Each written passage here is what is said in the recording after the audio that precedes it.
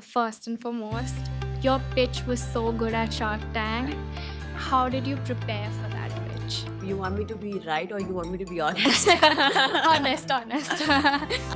So right after Shark Tank, we got an injunction notice for shutting the brand. Their yoga is for the union with the universe and it's a way of living. Ayurveda is the way of treating your food well. 70% diseases in our country today are lifestyle-based diseases, right? Your PCOS, PCOD. Look at how many people have fatty liver. But having said that, there are 2-3 things that you can do. One is that eat fresh, eat what is closest to the nature. So eat in the most raw format. So back in the days in 2018, I think I was kind of getting to understand a little more about life. I was practicing Nichiren Buddhism that time, and I realized a lot of my own personality.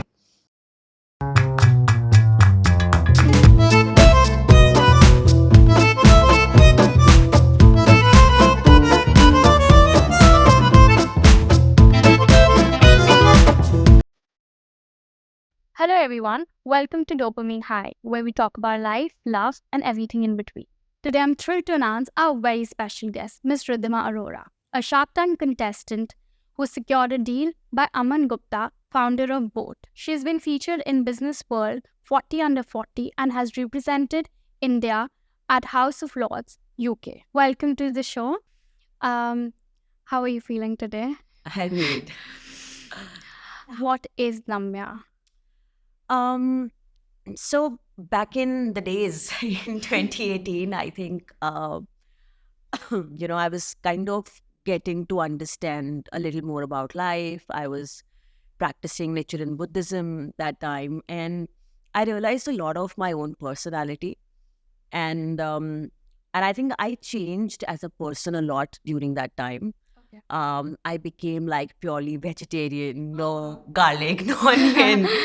And I got into yoga very extensively. And that's when I realized that I wanted to do this because for some reason I was in hospitals with my father for his liver condition for a very prolonged period of time. And I realized that there was just so little about there was no conversation actually around the preventive healthcare, right? And the moment you start understanding from dietitians and medical practitioners, you realize that it's a lot about,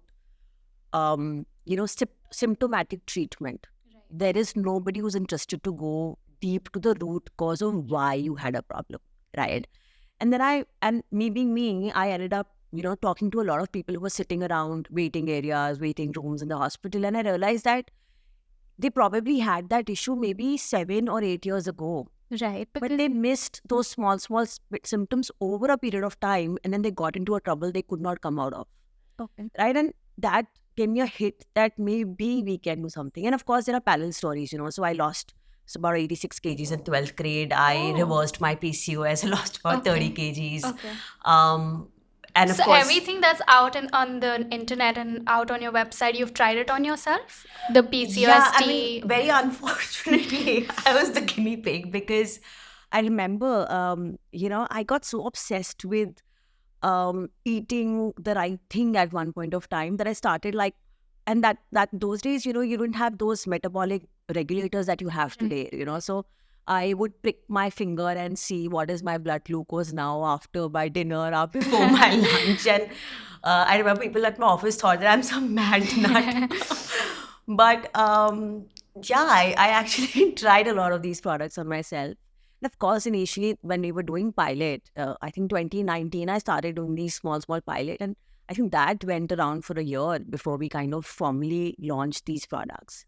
So where did the name Namya come from?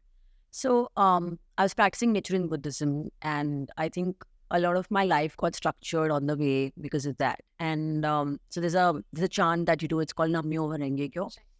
So I wanted to kind of gift this business to my practice. So from Namyo, I made Namyo. So like I said that your name is always misunderstood. Yeah. I also read somewhere that there was some case that happened. Yeah. So can you talk a little bit if it's politically right, and if we can talk legally Of about course. it. So there was this, so right after Shark Tank, we got an injunction notice for shutting the brand. And that was because some brand had put a case on us saying that, uh, it's our name. And this was despite having a registered trademark in the class that we were in. Right. So sometimes these things happen when you are like suddenly on a big platform like that.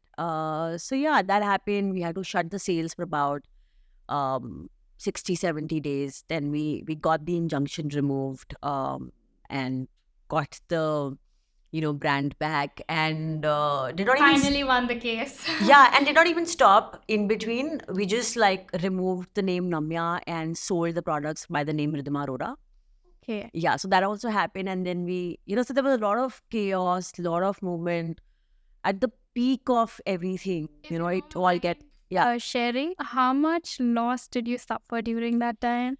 I think given the run race we were having that time, about 3 crores in 60 days. Oh God. Yeah.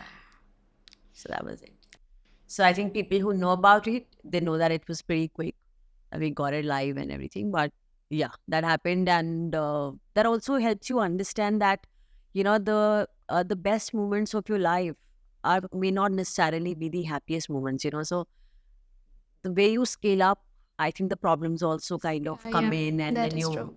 kind of figure out your way. And It's said that the more you earn, the more enemies you gain.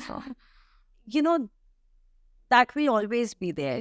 It's irrespective of what place, region you work. I think with great responsibility comes a lot of other things that you need to manage. And I think as you scale and grow in the business, those challenges keep changing. I think it's very unfortunate that it happened. And the fact that we were all clear from our end, it was a registered trademark, and technically there was no reason why somebody would have come.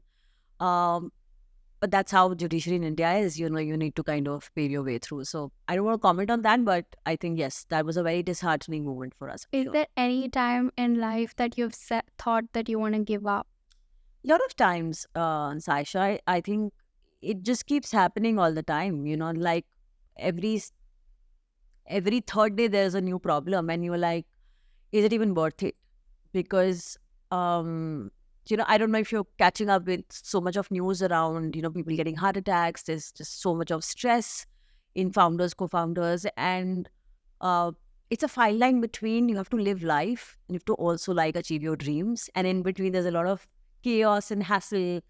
Uh, but at the end of the day, I feel that you figure it out. I think, and that's why most people say that you should really enjoy what you do, Right. because that's when you don't want to quit, because it's your passion project, right? You would do it even if you're not getting any money out, Right. right? And everything else you kind of figure out on the way. So I think that's why it's important. Ayurveda and modern medicine, there's a lot of competition. So how do you make your way into it?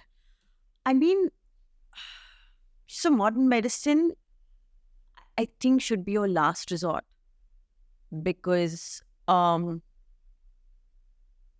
whole industry is based on the symptomatic treatment, right? It does not cater to the root cause of a problem, right? 70% diseases in our country today are lifestyle-based diseases, right? PCOS, PCOD. Look at how many people have fatty liver, liver cirrhosis, type 2 diabetes, cholesterol. Most of it is lifestyle, right? So unless you're not correcting that, it's not going to help you. And I think that's where Ayurveda becomes like a catalyst and helps you, remove the problem from the root cause, and not just like clear up on the surface and say, okay, let it be. Right. And I think that's where both the ecosystems are very different, and both the studies are perhaps very different. Right. But I will still acknowledge that beyond a point, when things go worse, Ayurveda cannot help. And that also helps us understand that it's very important to see small indications of a problem before it really becomes cancerous in nature, and then you have to go through chemos and, hard medicines. I think that's what the learning should be. It's a slow process. Yeah. A lot of people give up. So, what would you say to those people? I mean,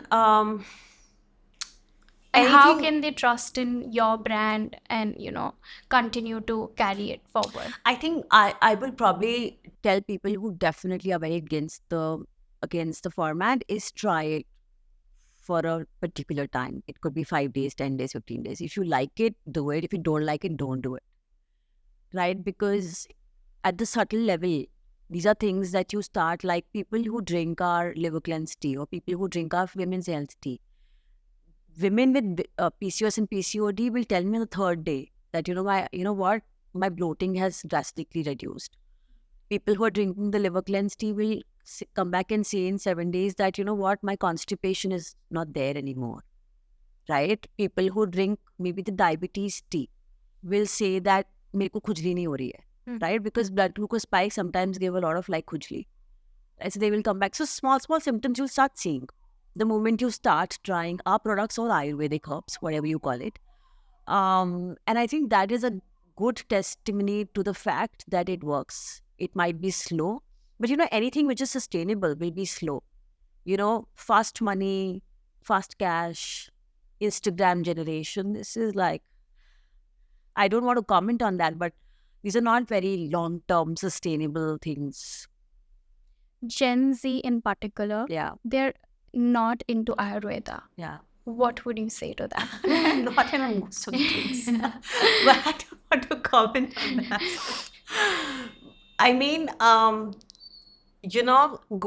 will suggest Gen Zs, go sit with your grandfather, grandmother, hear from them what were they doing in 1960s, 1950s, understand. And if you trust your grandfather and grandmother, even a bit, try it a little bit and understand for yourself. Right. So that's what my advice would be. I think you will probably trust your immediate family more than you do me. Yeah. So do that. And if that makes sense, then might as well.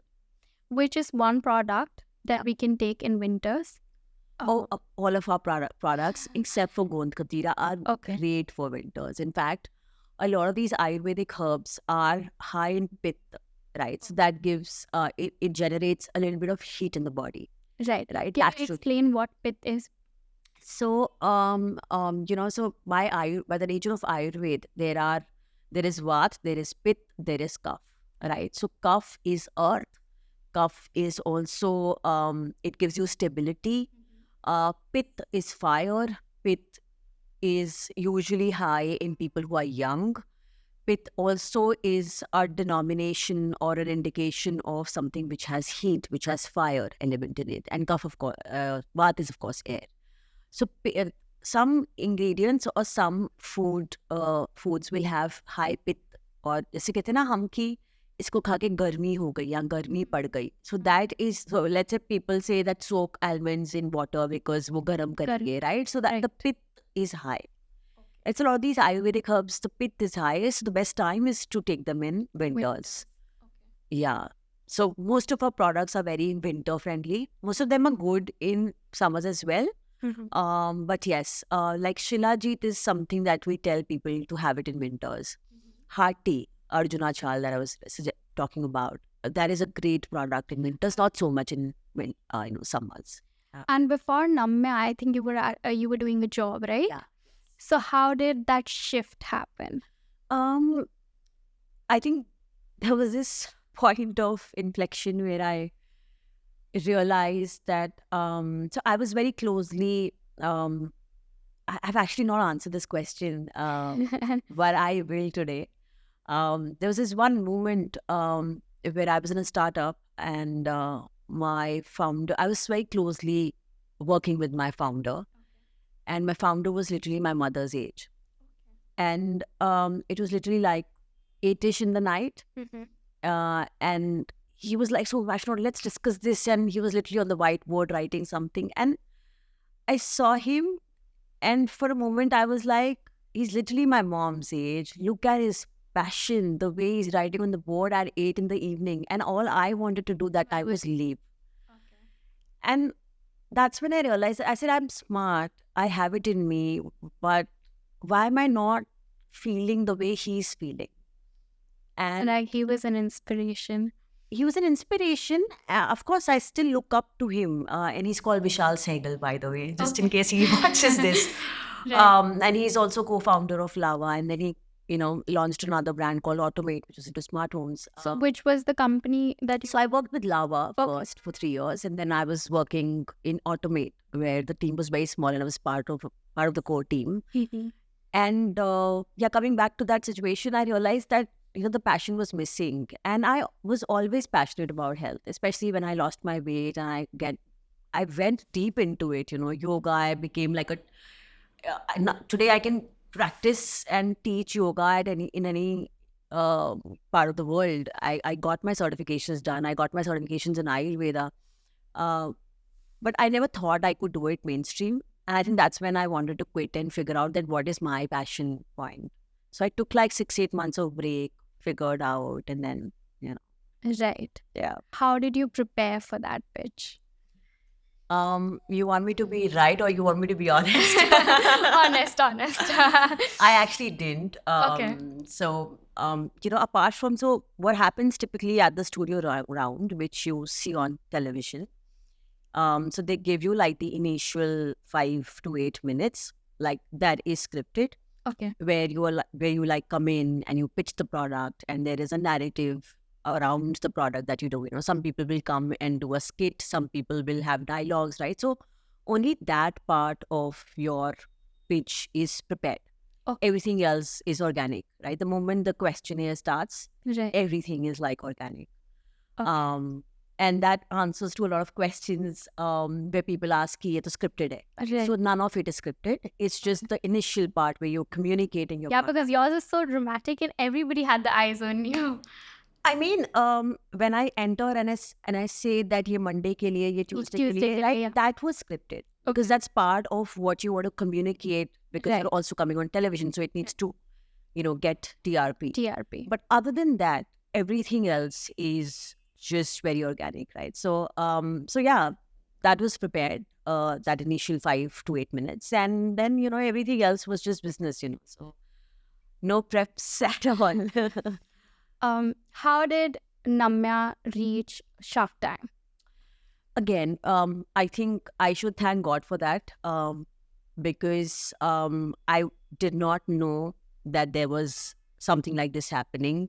I just got a random call from Soli Television, Oh, that's wow. from their production house, saying that, hey, this is a show that we are doing in India. Now, as a kid, I had grown up watching Shark Tank US. And what was your age that time? That was like 3 years ago. I was 30 then. Okay. And like so many other calls, I did not take it too seriously, Right. because I think that was when we had just entered the business. There were other shows also that were happening. We had decent PR, so people were like picking on us. But I didn't know if that was going to happen or not. So I didn't take it very seriously. But I knew that there are like 2-3 rounds that I need to cross before I reach the final round. In fact, at my home, I did not tell my parents that I was going to Bombay for this show.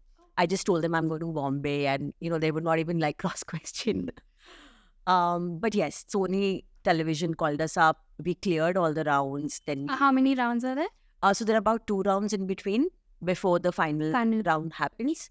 And then the selection process is even deeper, because then you have these intermediate questions that they ask you on emails. So the process is very long. The list of people and participants was huge. Okay.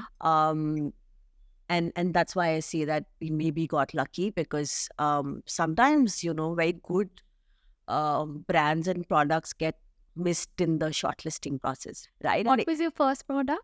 The first product was called Heart Tea, Okay. and that's actually for cholesterol, high BP, which is a very common problem. Right. In fact, as we talk in the winters, this is the best time to have that product. Right. And how many times can we take that tea? Can we take it once in a day or twice in a day? Yeah, usually you start with once a day. Okay. Once your body is habitual, you can go up to twice a day. Okay. But the thing with these herbs, and the beauty of these herbs, is that it's not like you take it the whole year. Right. What herb to take at what point of the season Right. is the most critical part in Ayurveda. So how do we find that? Is there anybody who can guide us on your platform? Absolutely. We have a very friendly customer support. Once you go through the description of the product, that's where we kind of, elaborately write that how many times, what is the quantity, when should you have it. So all of those details we kind of give. In fact, the short story is that we actually started the business with consultation. Oh, wow. Yeah. So we started the business not, so I wanted to first consult people and not kind of launch products. So we started with consultation and we realized that we will be very limited in terms of how many people we affect, how many people will be influenced by it, right? And that's when we started launching products which were slightly more generalized so that even if you have a blood glucose spike going around 300 plus or somebody who's at 150, both of them can take the same product and have benefits. So I think that is where our expertise kind of came into play Okay. What are your top 5 products? right now. Yeah. So India Women's Health Tea tops the charts. US is Liver Cleanse Tea. Okay. Other than that, the diabetes in India it's at the second highest product that sells in India. Right. Then thyroid and lungs. So these are the 4-5 products that really do well. So the period care tea, that is for PCOS and PCOD. So which are the ingredients and how is it helping and what are the testimonials? What kind of results have you heard from? I mean, I'm the wrong person to ask it because I'm the founder and I will never deny the product, but I can only tell you facts which are true. Right. So the critical ingredients in the tea are Ashoka, Shatavari, Ashwagandha. So what these ingredients typically do, they strengthen the walls of the uterus, right? A lot of women who experience issues with miscarriages, they can't hold the baby primarily because the walls are weak. It regulates or helps in that part. Is it safe to take during pregnancy? Not at all. Once you're pregnant, you're not supposed to take it at all. At all. In fact, once we say that while you're on the way of planning your pregnancy, the moment you know that you're pregnant, you're not supposed to take anything. No Ayurvedic herb. Then the case goes to the gynecologist, then we have no role to play. But yes, coming back to the question, so Ashoka Chal helps with that. Shatavari, of course, balances the hormones, right? So estrogen and testosterone. In fact, most cases of PCOS is because your testosterone goes up and Shatavari kind of regulates that, right? So these herbs basically fundamentally enhances your fertility, strengthens your uterus, and balances your hormones, right? So you could have had PCOS, you could have had PCOD, you could have had any other issues related to uterus, but these herbs will help. So that's how the formulation has been built. And where are these formulated? How is it made? What is the process? So small story behind this is that our family business has been into Ayurvedic herbs for the last 90 years. Okay. And my grandfather would do these formulations himself and kind of give it locally. I think that was a knowledge that did not get built and scaled up. So we got back those formulations, got them tested, certified in labs. And, as you know, we got it scaled in Namya. So that's the backstory of it. Okay. Like you said, you got it tested in the lab, all of that. I want to know, if somebody wants to open a brand like yours, what is the process and which are the licenses that we need to get? It completely depends on what geographies you want to cover. Okay. So we first started with FSSAI because that's what is valid for us in food in India. So that's the mandatory license. Because we have a manufacturing unit, so GMP becomes very critical. Okay. Other than that, tea board certificate is important because the format of our Ayurvedic herbs is teas. Then other than that, if you want to go out of the country, then import-export is very important. We had to get US FDA compliant and registered. So that was an important one and also a tough one to get. So yeah, these are like the mandatory ones. And of course, with every batch, you need to have your certificate of analysis. So COAs typically happen with any certified laboratory in India. and usually that is kind of taken up by US government as well. Okay. So that's what we got done. Like you said, you are also you have your products in the US. So which part of US and how did you scale it to international market? So I think last 5-6 years, the dynamics of especially the D2C has changed drastically, right? I think India to the US as a concept is kind of on an all-time high. And I know so many brands around me who are doing extremely well outside.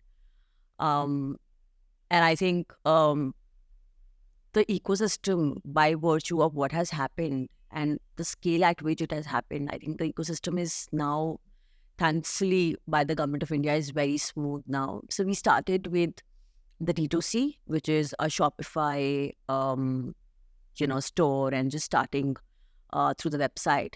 That kind of scaled up very, very quickly. Okay. And then we scaled it to UK and Canada as well. Oh, wow.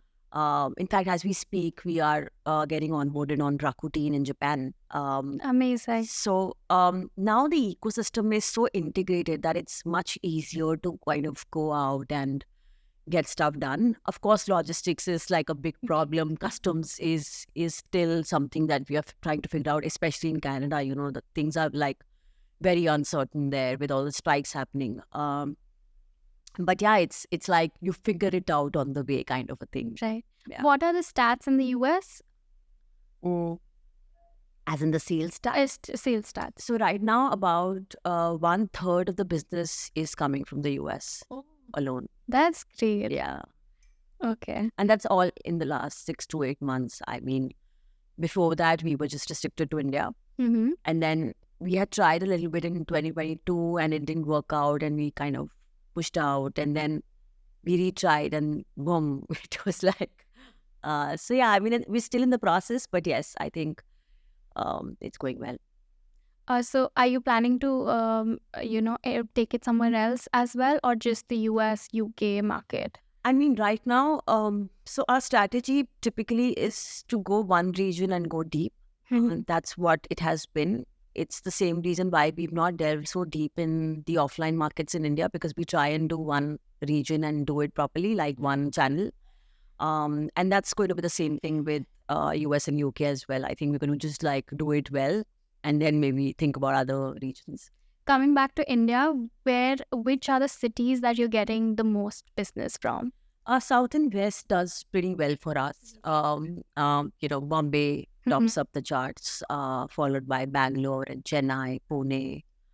Gujarat does very well for us, and then North India. So South and West is typically very strong. Why not North? Like, what is lacking? I think we still like stuck in pizzas and burgers, and I think Bangalore, as everybody knows, is they're like first movers, Right. in the consumer cycle. They're like the first movers, or they experiment a lot.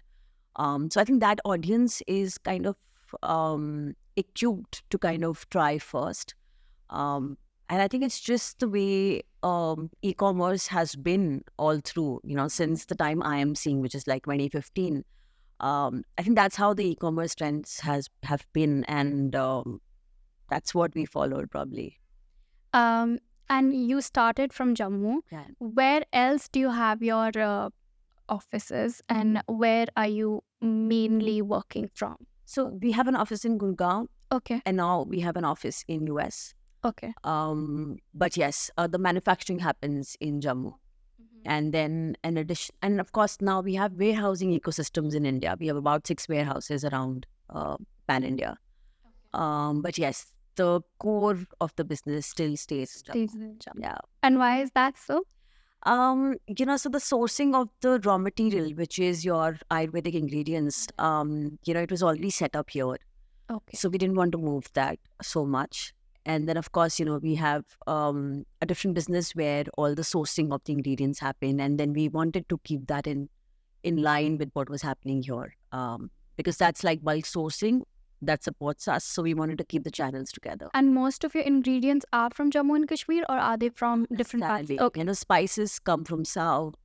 A lot of Ayurvedic herbs come from MP and Himachal, and a lot of these other saffron, let's say, is again from Jammu, right? So depending on what ingredient, there are different regions that it comes from. And how do you find out the originality of it? How do you figure that out? So we've been in this for the last 80, 90 years. So sourcing has never been a problem. Okay. We've I think that came in the culture of the family, that we knew how to check it and get it done. I think that's an expertise that I should be thankful to my family, that they kind of just gave in. So yeah, I mean, and those are things that are still like something that we can figure out well. Okay. I just wanted to say, why is it hard tea? Why we say it hard tea is that basically it helps the heart functioning, Okay. right?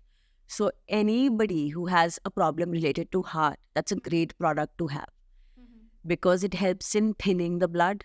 Okay. It helps in removing the fat at the cellular level, right? That is also the reason why it helps in high cholesterol, because it helps remove the fat layer around the cell. So yeah, that's why it's called heart tea. Also, you said liver tea is something which is very common nowadays and one of your best selling. Yeah. But why is that so many people are taking liver tea? Couple of reasons. First, I think every third person today has fatty liver, right? And more than the alcoholic cases with liver issues, it's now non-alcoholic cases with liver. And that's primarily because of preservatives, because of the amount of times we're eating out. There's a lot of stress that we guys have. So it is obesity. It is eating out and eating a lot of packaged foods that have preservatives. And then, of course, unhealthy lifestyles and stress. These are primary reasons why somebody today has a fatty liver or a liver cirrhosis. Because of lifestyle issues, because the number of cases where we have these instances have gone up, obviously the consumption of such products will go up. There's a very common problem, that is fat loss. Everybody wants a fat loss, quick tea. Is there anything in particular that we can take for that? I mean, the key to fat loss comes from the food you eat. Right. And not from any tea. Now, as hard as it might sound, it is true. Our liver cleanse tea definitely helps. It acts as a catalyst in just increasing the metabolism. But having said that, there are 2-3 things that you can do. One is that, eat fresh.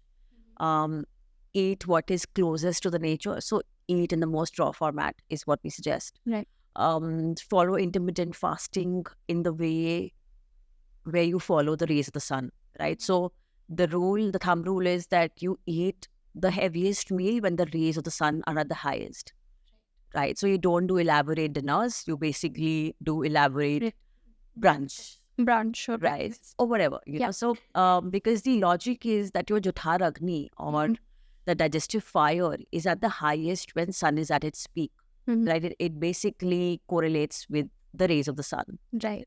So when the rays of the sun are at the highest, you will be able to digest that food much quicker, right?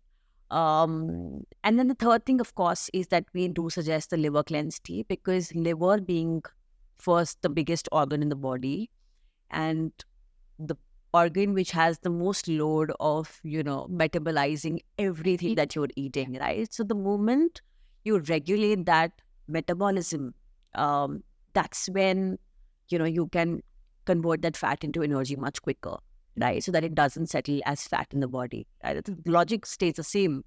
So the liver tea, which has harad and, other ingredients, it basically increases the metabolism, right? And helps the liver functioning. So I will suggest these 3 things to do. Okay. There's a very famous product that I saw in one of the reels that came across, that is your mushroom coffee. Yeah. So could you tell us a little bit about that?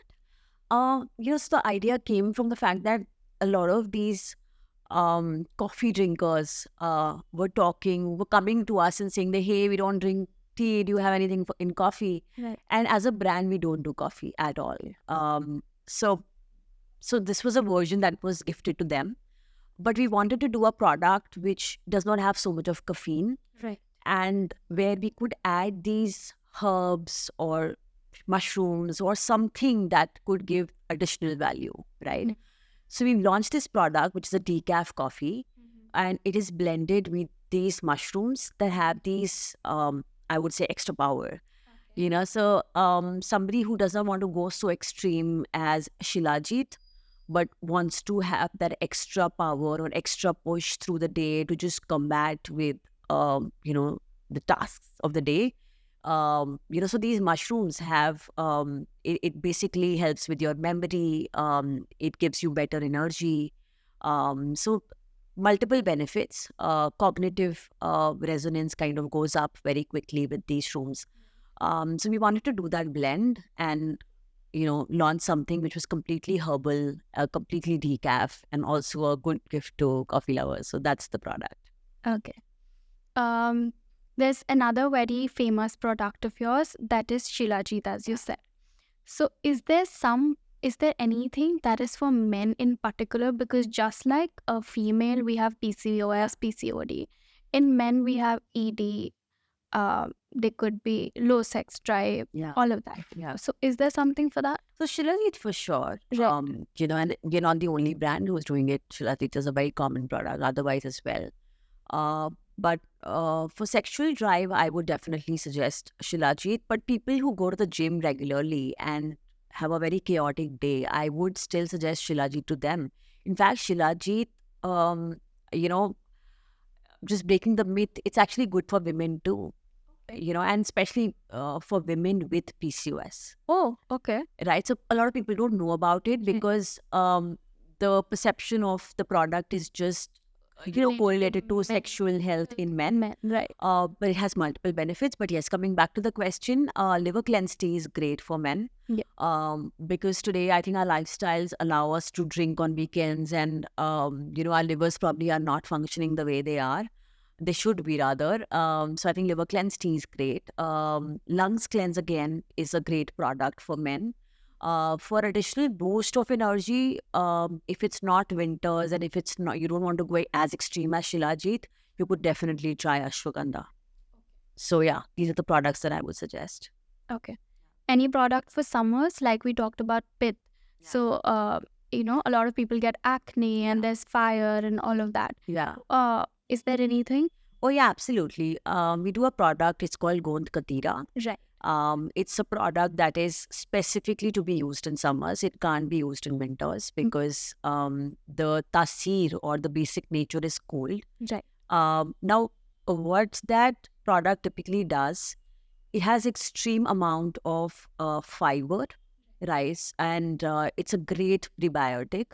So if you're taking it regularly, so you soak maybe 2-3 crystals of it in the overnight. It'll become like jelly-like in the morning. So you take like 1 or 2 tablespoons of it, put it in lemon water, simple water, or any drink that you like. What it does in your gut is it regains the health of the gut. That's the core fundamental way it works. Second is that it's a great product for constipation. 3 days of intake, and I can guarantee it will help you with it'll help you with your constipation significantly. Most people will see 50% of their problem gone in 3 days. Right. And then third, of course, it's very cold in nature. So people who have acne, who have skin issues, in fact, people who have hyperpigmentation on the skin, it will also see a lot of help. In fact, people in the old times would use it for glowing skin as well. So skin, bones, reducing acne, regulating bowel movements, and a great product for summers overall. I think it's a great product. And it's actually, it comes from the tree, right? So it's like, it's a gum that you extract from the tree. So completely natural, untouched, and organic in nature. Are you planning to have any kind of gummies? Because that is kids friendly. Yeah. And kids love to have gummies. So do you think, or do you plan on getting something on board? I have a whole take on gummies Okay. in general. Ayurveda works the best when it's least processed, right? And is given in the rawest format possible, the most raw format possible, right? I don't know if rawest is a word. But coming back to the point, in fact, in the factory, we operate in a way where we don't have heaters. We don't give, direct heat from machine to the herbs, because the rasa or the pranic energy of these herbs will drastically go down if you expose the herbs to too much of artificial heating. Now, from somebody who believes that, will never believe in gummies, right? Because it's synthetic in nature. Right. There are a lot of additives, there are a lot of preservatives. Most of them have extreme amount of sucralose and stuff like that, which is extremely unhealthy. So in the process of trying to eat in health, you might end up in disaster. So something that I will never advise anybody to have Is gummies. is gummies. Yes, we are not doing it any good unless there is a way to make it completely naturally, which I doubt. Okay. Yeah. So big no to gummies. Big no to And all gummies, yes. brands are not doing gummies. I'm going to stay neutral there, but definitely, I have my personal opinions, and I definitely don't believe in gummies. Okay. Yeah. Anything lined up for 2025 that you want us to know, or the people to know? Any product? Yeah, we're launching this tea for kidneys. Oh, wow. It's going to help break the stones in the kidneys. Kidney problem is something which is very common in India. So that's going to be one product that we are still researching. We are awaiting the lab test. Once that happens, we're going to launch the product. So that's what we're going to see in 2025. We're going to have a lot of these products which were not coming in tea bags, but will now come in tea bags. So that's another thing that's happening. And as we talk, we're launching more flavors in the existing catalog, and also doing a lot of sampler packs and stuff like that. So that people can try out the products in a better way without buying the whole pack. So yeah, these are a few things that we are trying to do. Is there anything that is, core to our nature and our tradition, that is from Jammu and Kashmir? Is there anything that you're selling that you think is good for health and that is not available in the market? I mean, right now we're doing saffron, and what we do is a Kishtwari saffron, Okay. and not an Irani saffron. So I think that's something that we're doing from Jammu. Other than that, we do intend to launch Gucci, Okay. because I think, again, that has a lot of benefits and is best eaten raw. Right. So that is something that we'll do. Amazing. Yeah. For the international market, if you want to give out a message, what would that be? Because they don't understand Ayurveda the way Indians would. Yeah. At the end of the day, it's a full circle, and we are trying to westernize our life, and they are trying to get back to the root of it. So is there something that could be a message for them? The science of eating and the science of prevention lies in the nature. Mm-hmm. And the nature, by virtue of what it is, has these natural herbs, ingredients, plants that can help resolve issues that we have in the body, right? And the science of understanding these herbs is Ayurveda. And just like yoga, which is the way of living, right? It's just not restricted to body and exercise. It's the way of living where you're in union with the universe, right? So where yoga is for the union with the universe and it's a way of living, Ayurveda is the way of, treating your food well, right? So it's a science where you connect your food with natural herbs and prevent yourself from issues and diseases.